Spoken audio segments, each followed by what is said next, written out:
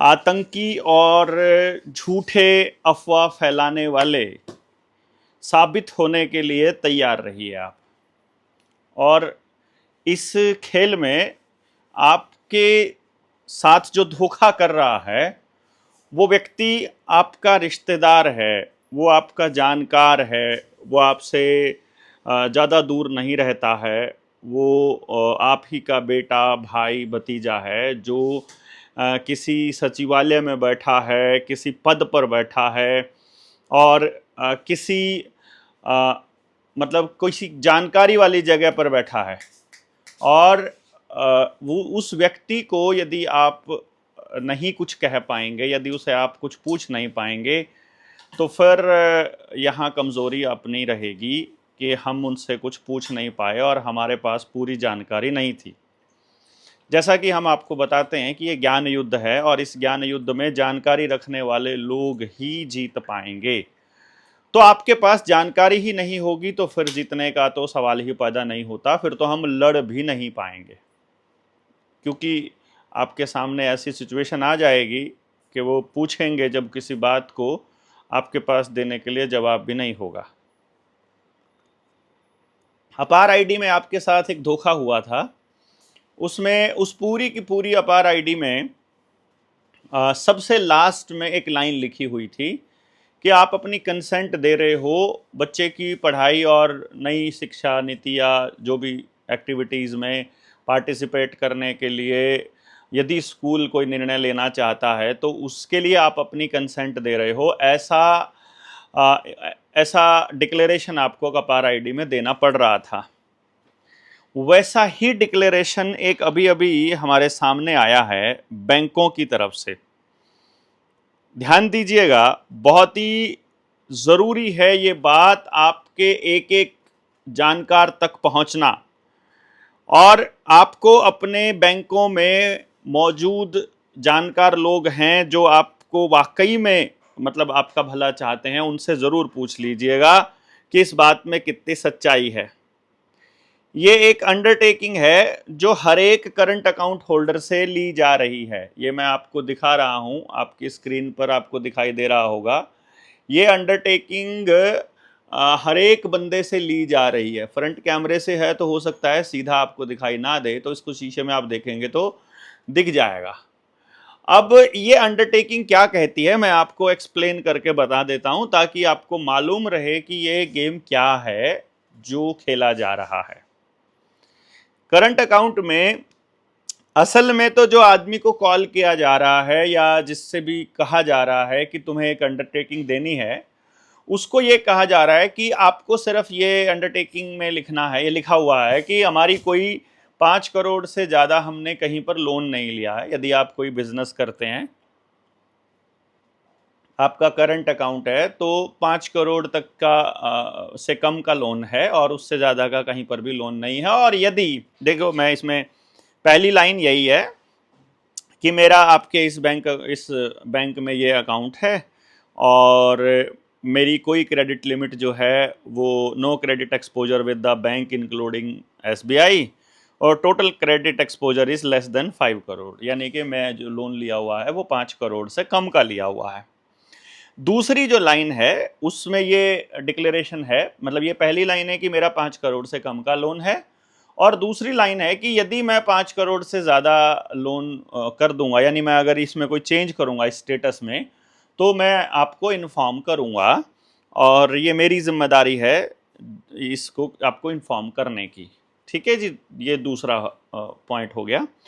तीसरा जो सबसे इंपॉर्टेंट पॉइंट है जिसकी तरफ शायद वो आपका ध्यान भी आकर्षित नहीं करेंगे और आपको बताएंगे ही नहीं, वो तीसरा बिंदु कहता है I also agree to provide any document that may be required from me or us time to time in terms of RBI regulations and RBI requirement for continuing my current account with this bank particular।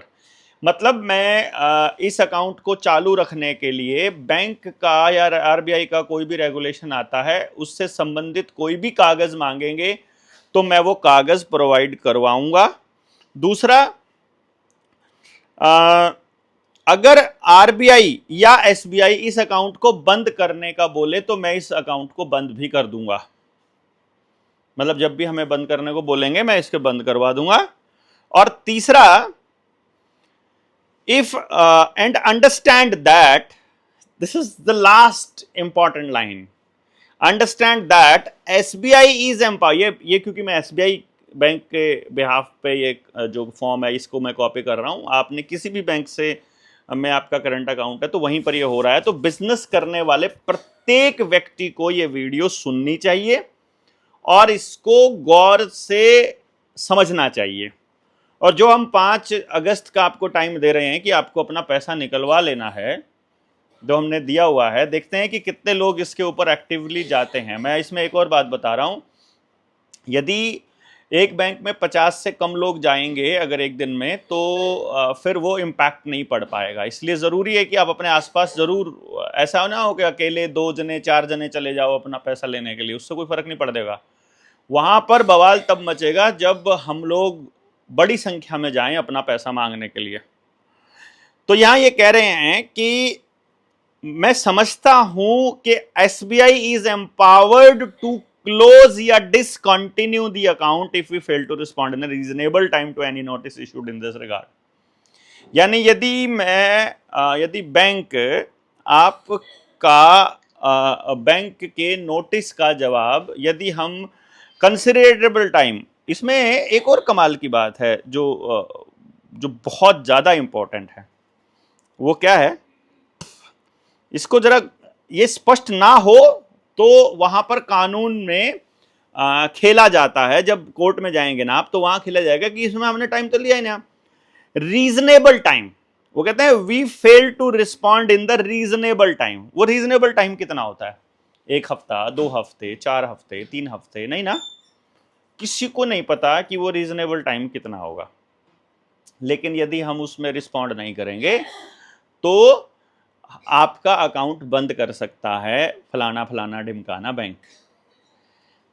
और bank यदि आपका account बंद करता है तो RBI के पास, जो सरकार के पास जो गारंटी है, जो इंश्योरेंस है आपके पैसे का, वो मात्र 5 लाख रुपए तक का है। तो 5 लाख से ऊपर अगर आपके बैंक में पैसे पड़े हैं तो वो किसी भी साइबर अटैक या किसी थेफ्ट या चोरी के केस में उससे ऊपर का सारा पैसा गायब हो जाएगा। इसके पूरे पूरे चांसेस यहाँ पर नज़र आ रहे हैं। बाकी एक नया कानून बना करके लेकर आ रहे हैं ये लोग कि यदि आपने अफवाह फैलाई तो आपको जेल हो जाएगी और उनके ऊपर एफआईआर तुरंत की जाए जिन्होंने अफवाह फैला रहे हैं। अब अफवाह क्या है? अफवाह ये है कि जो मेन स्ट्रीम मीडिया और सरकार के आधिकारिक जो दस्तावेज हैं वहां से जो डिक्लेरेशन है, जैसे कि सरकार ने कहा कि कोरोना है और वो एक महामारी है और उसके टीका लगाना अनिवार्य है और उन्होंने कह दिया तो बस आपको चुपचाप मानना है। उसके अल्टरनेट यदि आपने कोई विचार दिया तो आप अफवाह फैलाने वाले माने जाओगे। इसीलिए मैं तो तैयार हो चुका हूं जेल जाने के लिए। आप में से कितने लोग तैयार हैं? एक बार कमेंट में लिख करके बताइए कि भैया आप भी तैयार हैं, क्योंकि अब वही दौर आ रहा है जब सच्चाई बताने वालों को, भगत सिंह जैसे लोगों को पर्चे फेंकने पड़ा करते थे।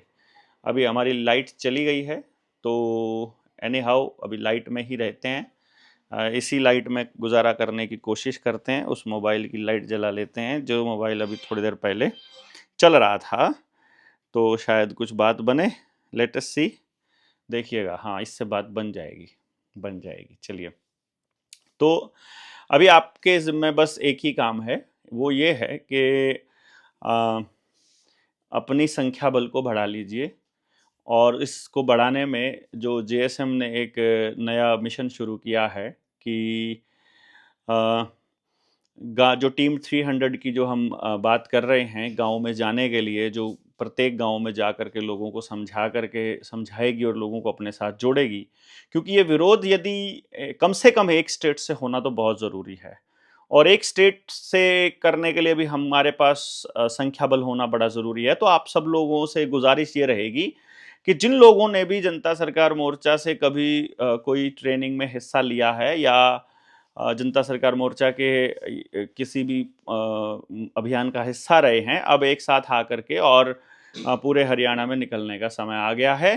तो आप सब लोग जिन्होंने जो कुछ साथी ऐसे हैं जो एसटीएल हैं या जो अपने लोग हैं जो रेगुलरली टच में रहते हैं, वो सोचते हैं हमें क्या ज़रूरत है भेजने की। जब तक वो पूरे साथियों की टीम तैयार नहीं हो जाएगी तब तक हम इस पे आगे नहीं बढ़ेंगे। इसलिए आपका जानकारी देना बड़ा ज़रूरी है कि आप उस टीम में शामिल हैं। तो मैं करण का नंबर आपको बता देता हूँ जिसके ऊपर आपको मैसेज भेजना है। वो है 991911 784। बिना गलती जेल क्यों? अरे भैया जी, बिना गलती जेल की बात कर रहे हो आप। देश गलती सरकार की नज़रों में देश को जगाना ही गलती है। भगत सिंह तो आज भी आतंकी है ना कागज़ों में, और नेताजी सुभाष चंद्र बोस जो हैं वो युद्ध अपराधी हैं। तो इससे ज़्यादा तो गलती उनकी क्या ही होएगी कि उन्होंने देश के लिए बलिदान देने की बात कही और कहा कि हम अपना सब कुछ न्यौछावर कर देना चाहते हैं अपने देश के ऊपर। तो वही लोगों को वो लोग आतंकी कहते हैं। बाकी आप सब लोग, ये जो मैंने नंबर आपको दिया है, इस पर आप करण को मैसेज भेज दीजिएगा जो भी जुड़े रहना चाहते हैं। आप सबका बहुत बहुत धन्यवाद। जय हिंद, जय भारत। आप सब शेयर कर दीजिएगा वीडियोस को ज़्यादा से।